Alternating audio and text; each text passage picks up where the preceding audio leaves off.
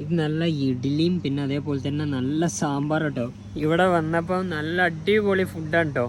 ആദ്യമായിട്ടാണ് ഈ ഒരു യാത്രയിൽ ഇഡ്ഡലിയും സാമ്പാറും കിട്ടുന്നത്. ഇത് നോക്കേ, ഇവിടെ CRPFൻ്റെ ഒരു ചെക്കിംഗ് ആണ്. ഇപ്പം ഞാൻ കേരളത്തിൽ നിന്നാന്ന് പറഞ്ഞപ്പം എന്നെ ഇവിടെ സൈക്കിൾ നിർത്തിയിട്ട് ഈ ഒരു സാറ് പിന്നെ അതേപോലെ തന്നെ അവിടെ വേറെ സാർമാരുണ്ടോ. Thank you sir, thank you so much.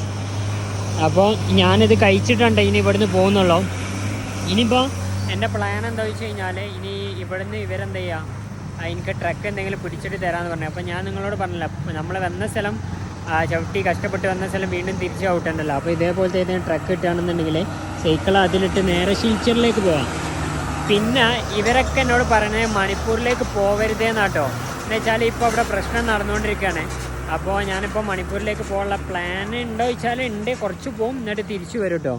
പിന്നെ നാഗാലാൻഡ് വേറെ എന്തെങ്കിലും രൂപത്തിൽ എക്സ്പ്ലോർ ചെയ്യേണ്ടി വരും, കാരണം മണിപ്പൂരിൽ നിന്നാണ് നാഗാലാൻഡിലേക്ക് ഉണ്ടാകാൻ പറ്റുള്ളൂ. അപ്പം ഇത് കഴിച്ചിട്ട് കാണട്ടോ.